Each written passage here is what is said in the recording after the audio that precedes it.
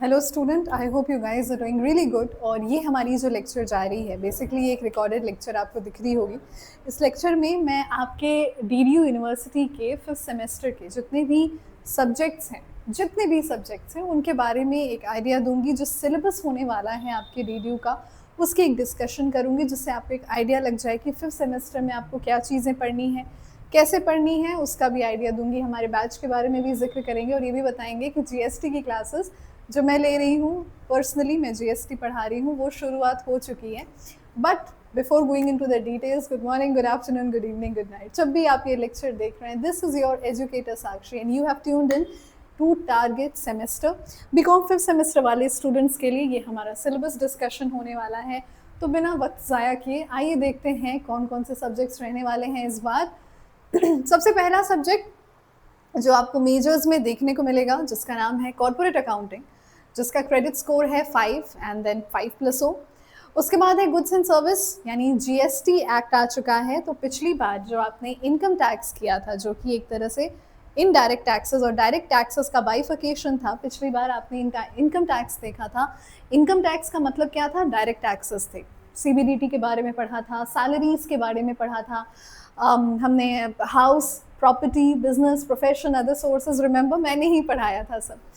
और मुझे उम्मीद है बहुत बेहतर भी गया था आपका एग्ज़ाम। आप लोगों में से काफ़ी स्टूडेंट्स ने मुझे टेक्स्ट किया था, टीम को टेक्स्ट किया था। तो अभी हमने डायरेक्ट टैक्स को कवर कर लिया है, अब इनडायरेक्ट टैक्स में हम आ चुके हैं। और अभी हमारे इंडिया में जो इनडायरेक्ट टैक्सेस में जो सबसे क्रूशल चल रहा है, सबसे इंपॉर्टेंट चल रहा है, जो 80% ऑफ इनडायरेक्ट टैक्सेस का एक बहुत ही इंपॉर्टेंट पार्ट है, वो है हमारा जीएसटी। जीएसटी हमारा आया कब था? वैसे जीएसटी आया हुआ है हमारा 2017 में, और जीएसटी को लेके काफ़ी सारे, आई थिंक आज ही मैंने 4th लेक्चर शूट कर दी है। तो भाई जीएसटी को लेके क्लासेस मैंने शुरू कर दी है लाइव बैचेस में। आप में से काफ़ी स्टूडेंट्स होंगे जिन्होंने सारथी खरीद लिया है, ज्वाइन कर लिए हैं। जो सारथी के बारे में नहीं जानते हैं, एक बार सिलेबस डिस्कशन के बाद मैं वो भी आपको बता दूँगी। तो मेजर्स आपके दो रहने वाले हैं। क्या क्या? कॉर्पोरेट अकाउंटिंग आपका एक मेजर रहेगा और जीएसटी एक मेजर रहेगा। उसके बाद आपको इलेक्टिव्स देखने को मिलते हैं, और इन इलेक्टिव्स में से आपको कोई 2 लेने होंगे, और जो 2 आप लोगे उसी का आपको एग्जाम देना रहेगा। आइए देखें, सबसे पहला है business finance. Good, nice. Business finance again numerical है। इसके जो इलेक्टिव्स होंगे, इसमें मेनली आपको कैपिटल बजटिंग जैसी चीज़ें देखने मिलेंगी। आएंगे हम सब्जेक्ट पे भी, इसी वीडियो में आएंगे, बात करेंगे। उसके बाद मॉनेटरी थियोरी एंड बैंकिंग, हमारे देश में बैंकिंग को लेके क्या रेगुलेशंस हैं, कैसे काम करते हैं, वो सारी हम मॉनेटरी थियोरी एंड बैंकिंग के जरिए देखेंगे। उसके बाद हम देखेंगे principle and practices of insurance. तो भाई ये डिपेंड करता है पूरी तरह से कि आपके कॉलेज में बेसिकली क्या पढ़ाया जाएगा।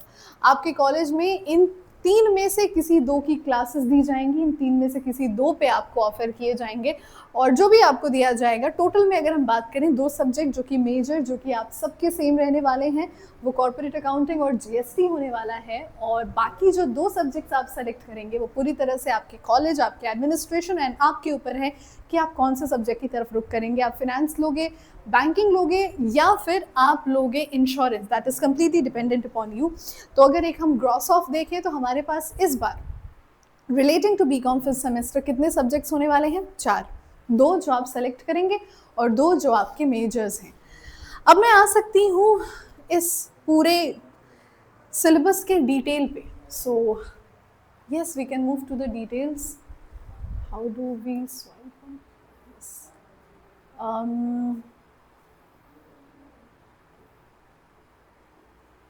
Right, just a second.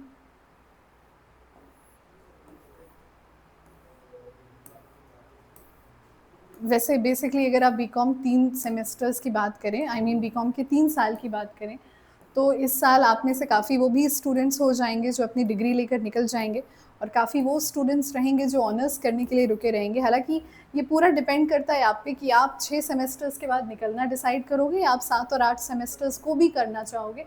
So it is completely dependent upon you, what do you want to perceive.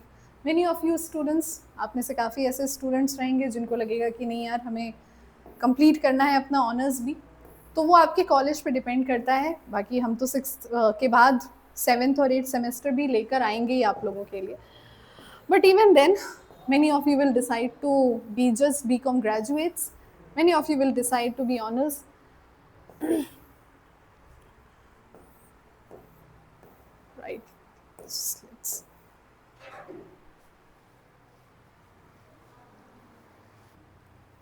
Right, तो अब हम आ चुके हैं सेमेस्टर फिफ्थ के सब्जेक्ट्स के बारे में बात करने को। और जो हमारे सेमेस्टर फिफ्थ का सबसे पहला सब्जेक्ट ऑब्वियसली कॉर्पोरेट अकाउंटिंग होने वाला है। मेजर है ये, क्रेडिट स्कोर है इसका 5+O, मेजर सब्जेक्ट है ये। कॉर्पोरेट अकाउंटिंग में कुल मिला के 9 चैप्टर्स हैं और आप में से कुछ स्टूडेंट्स हैं जिनको कॉर्पोरेट मेरे से पढ़ना था। तो मैं एक बात बता दूं, हमारे सारथी बैच में जो बैच चल रहा है इस वक्त, मैंने पिछले साल कॉर्पोरेट अकाउंटिंग की लेक्चर्स ली थी। तो अगर आप सारथी बैच लेते हो तो इस बार आपको कॉर्पोरेट अकाउंटिंग के 2 टीचर्स मिलने वाले हैं। मतलब मेरी प्री रिकॉर्डेड लेक्चर्स हैं पिछले साल वाली, वो हटाएंगी नहीं कोई टीम।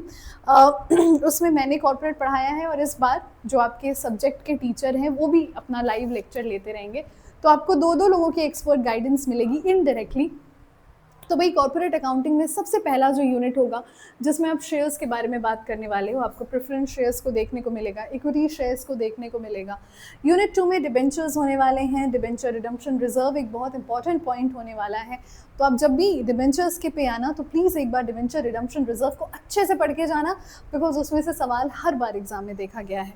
उसके बाद गुडविल पे आते हैं। अच्छा, गुडविल की अगर मैं बात करूँ तो हमने पार्टनरशिप में जिस तरह से गुडविल को निकाला था, पार्टनरशिप में गुडविल की जो बात करते थे, जो कैपिटलाइजेशन मेथड होता था, सुपर प्रॉफिट मेथड होता था, उससे हमने जो गुडविल सीखा था। और इसके अलावा हम गुडविल की एक ऐसी सिचुएशन में भी बात करेंगे जहाँ पे कंपनियां अमलगमेट या मर्ज हो जाती हैं। तो that is what we will also talk about goodwill. किसी भी कंपनी की ख्याति या goodwill, how does it affect the company. उसके बाद हम बात करेंगे अमलगमेशन के बारे में। अकाउंटिंग स्टैंडर्ड 14 में अमलगमेशन के बारे में काफ़ी सारी चीज़ें बताई गई हैं। जब 2 संस्थाएं एक हो जाती हैं, 2 एंटिटीज़ एक हो जाती हैं, तो फिर वो कैसे काम करती हैं, सारी चीज़ें आपको अमलगमेशन में पढ़ाई गई हैं, पढ़ाई जाएंगी। और इसमें मर्जर आपको देखने को मिलेगा, नेचर ऑफ परचेज देखने को मिलेगा, पूलिंग ऑफ इंटरेस्ट मेथड्स देखने को मिलेगा। आइदर वे आपके टोटल 9 चैप्टर्स बनते हैं कॉर्पोरेट अकाउंटिंग में। बाकी हम पर्सनली हमारे टारगेट के बैच पे कभी किसी किताब को खरीदने का जोर नहीं डालते हैं। हमारे जो अपने लेक्चर्स होते हैं दैट इज़ ऑल, उसके अलावा आपको किसी चीज़ की ज़रूरत होती नहीं है बेसिकली, राइट। उसके बाद ये कॉर्पोरेट अकाउंटिंग था। मैंने कहा ना आपसे 9 चैप्टर्स होंगे आपके इसमें। उसके बाद जीएसटी ने दिया है क्या इधर, कॉर्पोरेट के बाद सीधे ये है, तो ये आ गया जीएसटी। आइए ज़रा जीएसटी की बात करें। भाई जीएसटी जिसका कोर्स कोड होने वाला है कॉम 302F, क्रेडिट होने वाला है 5+0। और जो आप में से सारथी बैच ले चुके हैं वो जान चुके हैं कि भाई जीएसटी मैं पढ़ा रही हूँ इस बार। मैंने जैसे पढ़ाया था इनकम टैक्स आपको, जो डायरेक्ट टैक्सेस थे, और जीएसटी यानी कि इनडायरेक्ट टैक्स है, वो भी मैं पढ़ा रही हूँ। भाई बहुत ही इंटरेस्टिंग क्लासेस जारी हैं, 1-1 घंटे के सेशंस चल रहे हैं। काफ़ी स्टूडेंट्स ज्वाइन कर रहे हैं मेरे साथ। आज ही हम लोगों ने जीएसटी के 2nd चैप्टर का 4th लेक्चर किया, जिसमें हमने ये देखा कि जीएसटी में कहाँ कहाँ जीएसटी लगता है, जीएसटी के तहत गुड्स और सर्विस की क्या क्या डेफिनेशन होती है, ये सारी चीज़ों के बारे में हमने बात की। तो कुल मिला के हमारे जीएसटी के सेशंस बड़े इंटरेस्टिंग जा रहे हैं। और मैं कह रही हूँ ना, आप में से काफ़ी स्टूडेंट्स होंगे जो मेरे बैच में हैं और इस वक्त ज्वाइन किए होंगे इस लेक्चर को। तो हाँ, पर्सनली तो जीएसटी मैं पढ़ा रही हूँ और आप में से काफ़ी लोगों को आइडिया लग चुका होगा कि मैं कैसा पढ़ाती हूँ। अगर नहीं लगा है तो मेरे 1 शॉट्स अभी भी अवेलेबल है, आप जाके देख सकते हो। जीएसटी हमारे इनडायरेक्ट टैक्सेस का 80% ऑफ द कंपोनेंट होता है। मैं 80% क्यों कह रही हूँ, क्योंकि 20% अभी भी हमारे पास और इनडायरेक्ट टैक्सेस हैं। अगर आप ज्वाइन इन करेंगे तो आप देखेंगे कि 20% बाकी इनडायरेक्ट टैक्सेस भी चल रहे हैं। जीएसटी में क्या चलता है हमारा, जीएसटी में यूनिट 1 में हम बेसिकली इनडायरेक्ट टैक्सेस का जो नेचर होता है उसके बारे में स्टडी करते हैं। फ़िलहाल मैं जिस चीज़ पे हूँ अभी इस वक्त जो चल रहा है मेरा, हमने जीएसटी का इनडायरेक्ट टैक्सेस बिफोर जीएसटी के मीनिंग एडवांटेजेस को कवर करके आज हमने जो किया था वो डेफिनेशंस था जीएसटी एक्ट के तहत। तो ये हमारा यूनिट 1 अभी चल रहा है बैच में। यूनिट 2 पे जब आते हैं आपको सप्लाई का पता चलता है। तो जीएसटी के लेक्चर्स के दौरान मैंने आपसे एक बात कही थी कि the incidence of taxation is supply, मतलब जीएसटी लगना कब से शुरू होता है, जब से सप्लाई शुरू होता है। तो इंसिडेंट ऑफ टैक्सेशन यानी कि सप्लाई पे आपको ये दूसरा यूनिट देखने को मिलेगा। उसके बाद आईटीसी यानी इनपुट टैक्स क्रेडिट, जो जीएसटी का एक सबसे बड़ा बेनिफिट होता है, that it eliminates tax cascading या टैक्स पिरामिडिंग। शॉर्ट में सिंपल लैंग्वेज में कहें तो टैक्सेस ऑन टैक्सेस को एलिमिनेट कर देता है। वो तभी पॉसिबल होता है जब कोई व्यापारी इनपुट टैक्स क्रेडिट का फ़ायदा लेता है। तो इनपुट टैक्स क्रेडिट क्या होता है, इसका मैकेनिज्म क्या होता है, आउटपुट टैक्स क्रेडिट से आप किस तरह से उसको सॉर्ट आउट करते हैं, ये सारी चीज़ें आपको देखने को मिलती हैं। उसके बाद हम यूनिट नंबर 4 की बात करते हैं, रजिस्ट्रेशन। इसमें जीएसटी को फाइल करना, जीएसटी काउंसिल, कंपल्सरी रजिस्ट्रेशन, इन सारी चीज़ों के बारे में हम बात करते हैं। तो वो हमारा जीएसटी रजिस्ट्रेशन के तहत आता है, ठीक है। उसके बाद आगे बढ़ते हैं हम, और अब हम आते हैं आपके इलेक्टिव कोर्सेज पे। तो अगर आपके कॉलेज में इलेक्टिव कोर्स में बिजनेस फिनेंस दिया जाता है तो इसका कोड है COM303F। क्रेडिट स्कोर इसका रहने वाला है 5।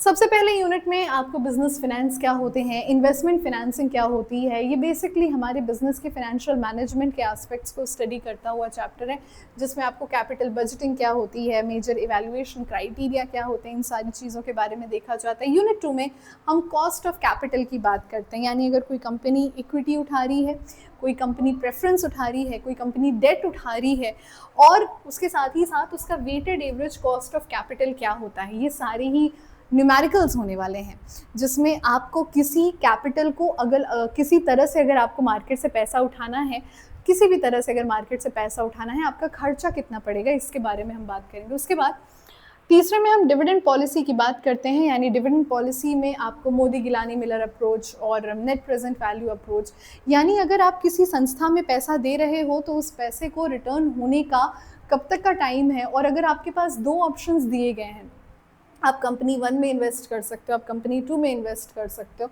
तो आपको किधर इन्वेस्ट करना सही रहेगा, किधर से आपको बेनिफिट मिलेगा। तो हम यहाँ पे दो इन्वेस्टमेंट के मॉडल्स को कंपेयर करके आपके रिटर्न्स को जनरेट करते हैं कि आपको किस कंपनी में, और बेसिकली आपके जो एप्स वगैरह होते हैं शेयर्स पे, ये इन्हीं सारे न्यूमेरिकल अप्रोचेस का यूज़ करके अपने रिजल्ट को देते हैं। उसके बाद अंतिम में इसमें आपको टाइम वैल्यू ऑफ मनी और साथ ही साथ आपको नेशनल स्टॉक एक्सचेंज और बॉम्बे स्टॉक एक्सचेंज के बारे में भी पढ़ने को मिलेगा। मनी मार्केट क्या होता है, उसका कॉम्पोजिशन क्या है, स्ट्रक्चर क्या है, इंडियन मनी मार्केट कैसे काम करता है, इसमें आपको commercial depositories, call money, repo rate, reverse repo rate, ये सारी चीज़ों के बारे में अच्छी नॉलेज मिलेगी। आप में से बेसिकली जो स्टूडेंट्स MBA फिनेंस को टारगेट कर रहे हैं, पर्सनली मैं अभी MBA फिनेंस कर रही हूँ, तो उनके लिए ये सब्जेक्ट बहुत इंपॉर्टेंट है। तो हाँ, अगर आप में से कोई स्टूडेंट्स हैं जिनका ये प्लान है कि BCom के बाद हमें MBA करना और फिनेंस से ही करना है, definitely you can go for this, ठीक है। उसके बाद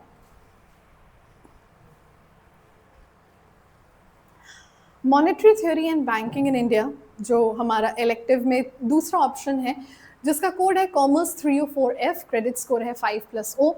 इसमें हम मनी के बारे में बात करेंगे, डेवलपमेंट बैंक्स के बारे में बात करेंगे। बेसिकली इसमें शुरुआत होगी आपकी बहुत ही प्रिमिटिव टाइम से, जिधर आपको बताया जाएगा कि पहले वस्तु विनिमय होता था, यानी goods in exchange of goods का सर्विस होता था, जिसे बार्टर सिस्टम कहते थे। उसके बाद मनी क्या आया, कैसे, उसका अल्टरनेटिव मेजर्स क्या है। देखो मनी क्या है, money is a exchange rate commodity, यानी it is a common exchange value. कहीं भी हम हिंदुस्तान में चले जाएं, अगर हमको कुछ भी लेना है तो हमको पैसे देने रहेंगे ना। तो what is money, money is basically serving as a common medium of exchange. So right from barter system, then we came down to silver and gold coins and currencies, and धीरे धीरे धीरे मनी कैसे develop हुआ, money का जो stage of evolution कैसे हुआ, वो सारी चीज़ें हम यूनिट 1 में देखेंगे। यूनिट 2 में हम इंडियन बैंकिंग सिस्टम के बारे में वापस से पढ़ेंगे, जिसमें ना केवल कमर्शियल बैंक्स बल्कि आपको डेवलपमेंट बैंक्स, आपको RRBs यानी रूरल रीजनल बैंक्स, और इसके साथ ही साथ निधि कंपनीज़ के बारे में भी थोड़ी सी जानकारी दी जाएगी। क्रेडिट क्रिएशन कैसे होता है बैंकों के द्वारा, यानी कैसे रिजर्व बैंक ऑफ इंडिया खुद में एक बहुत इंपॉर्टेंट लेसन है इसमें, कैसे रिजर्व बैंक ऑफ इंडिया ये डिसाइड करता है कि इस साल कितना लोन जाएगा, कितने लोगों को लोन देना है, क्या रेपो रेट होने वाला है, क्या CRR होने वाला है यानी क्रेडिट रिजर्व रेशियो, क्या SLR होने वाला है यानी स्टैट्यूटरी लिक्विडिटी रेशियो, ये सारी चीज़ें आप यूनिट 2 में देखोगे। उसके बाद तीसरे में हम देखेंगे डेवलपमेंट बैंक्स जो होते हैं हमारे, नाबार्ड का नाम हम सब ने सुना हुआ है, IDBI industrial development bank of India, इनका नाम सुना हुआ है, ये सारे इंडस्ट्रियल ये सारे डेवलपमेंट बैंक्स के बारे में आप पढ़ोगे, और साथ ही साथ इन इंडस्ट्रियल बैंक्स के बारे में पढ़ने के अलावा इंटरसेक्टरल बैंक्स होते हैं, तो आप इंटरसेक्टरल बैंक्स के बारे में भी देखोगे। कई बार एक बैंक दूसरे बैंक से लोन लेता है, एक फिनेंशियल ट्रांजैक्शन दो फिनेंशियल इंस्टीट्यूशंस के बीच होता है, उसमें भी कैसे फिस्कल डेफिसिट, मॉनेटरी डेफिसिट या फिस्कल सरप्लस, मॉनेटरी सरप्लस, काफ़ी इंपॉर्टेंट चीज़ें आपको पढ़ने को मिलेंगी। और चौथी यूनिट में सबसे इंपॉर्टेंट, चौथी यूनिट से सबसे ज़्यादा सवाल आते हैं, पहली और चौथी यूनिट से सबसे ज़्यादा सवाल आते हैं। अगर आपके कॉलेज में बैंकिंग दिया जा रहा है तो चौथी यूनिट में आपको पढ़ने मिलता है रिजर्व बैंक ऑफ इंडिया, यानी the apex institution of banking in India, जो बैंक ऑफ बैंक्स है। सारे बैंक उधर ही देखते हैं किसी भी गाइडलाइन के लिए, किसी भी बैंक को बिजनेस करने से लेकर अपना काम ख़त्म करने तक का, कोई बैंक को कितना क्रेडिट देना है, किसी बैंक का कितना इंटरेस्ट रेट होने वाला है डिपॉजिट्स पे, रेपो रेट पे, ये सारी चीज़ें आरबीआई डिसाइड करता है। तो ये सारी चीज़ें आपको इसमें पढ़ने को मिलेंगी। और अंतिम जो आपका सब्जेक्ट रहेगा वो रहेगा कॉम 305F, जिसमें हम इंश्योरेंस की बात करेंगे। अगेन मैंने ये तीन जो अभी डिस्कस किए इसको लेके, इनमें से आपको कोई दो चुनना है। तो सबसे पहले यूनिट में इंश्योरेंस में यानी बीमा की बात करेंगे हम। तो सबसे पहले यूनिट में आपको देखने को मिलेगा रिस्क क्या क्या होती है, किन रिस्क्स की कवरेज मिलती है, किन रिस्क की कवरेज नहीं मिलती है। सो यहाँ पे हम मीनिंग ऑफ रिस्क देखते हैं। दूसरा है लाइफ इंश्योरेंस, क्या मतलब होता है लाइफ इंश्योरेंस का, लाइफ इंश्योरेंस कंपनियाँ काम कैसे करती हैं, ये सारी चीज़ें हम देखेंगे। तीसरी चीज़ है मरीन इंश्योरेंस। मरीन इंश्योरेंस यानी समुद्री इंश्योरेंस, जो लोग समुद्र के ज़रिए व्यापार करते हैं उनको किस तरह से सेफ्टी प्रोवाइड की जाती है, ये हम मरीन इंश्योरेंस में देखेंगे। और अंतिम में फायर इंश्योरेंस। वैसे इसके सब्जेक्ट को काफ़ी कम कर दिया है, इसमें हेल्थ और मेडिकल इंश्योरेंस और न जाने क्या क्या, बर्गलरी इंश्योरेंस, थेफ्ट इंश्योरेंस होते थे। इसके सब्जेक्ट को मैं देख रही हूँ काफ़ी हद तक कम किया गया है, लाइफ इंश्योरेंस, मरीन, फायर और रिस्क। सो इसका सिलेबस काफ़ी कम हो गया है। तो आपके कॉलेज में इनमें से जो भी सारी चीज़ें दी जा रही होंगी वो आप ले लेना और आपके 4 सब्जेक्ट्स हो जाएंगे। और आपको पढ़ाने के लिए हमारी टीम आ चुकी है। तो एक बार सारथी बैच, आप में से जितने लोग नहीं जानते हो, वापस से मैं बता दूं, हर साल की तरह इस साल भी हम आपके लिए आपका सारथी बैच लेकर आए हैं, जिसकी प्राइस है केवल 799। 100% course coverage, mentorship, 24/7 doubt support, honours कर रहे हो और रेगुलर कर रहे हो, ये सारी चीज़ें आपको पता है। कमिंग टू द पॉइंट, आप अपने फ़ोन पे जाइए, टारगेट गुरुकुल का ऐप डाउनलोड करिए और बीकॉम 5th सेमेस्टर के लिए एनरोल करिए। और मेरी जीएसटी पे 4-5 क्लासेस आ चुकी हैं, तो आप जाके उन क्लासेस को करिए और ये बैच लेना मत भूलिएगा। बिकॉज यहाँ पे it's me Amrit sir, Simran ma'am, आपके एक्सपर्ट की टीम है। आप अब 5th सेमेस्टर में हो, तो बेसिकली आप सारथी बैच को बहुत अच्छे से जान चुके हो। जिन स्टूडेंट्स ने अभी तक कभी सारथी बैच नहीं लिया था, प्लीज़ जाइए और सारथी बैच लीजिए और आपको रियलाइज होगा what you are missing out. So yes, with that being said students, it was a lovely time joining you all. और वापस से उम्मीद है हम मिलेंगे आई थिंक जीएसटी के सिलेबस डिस्कशन के लिए। तब तक अपना बहुत अच्छा ध्यान रखिए। Do take very good care of yourselves and I will see you guys in the next one. Good bye.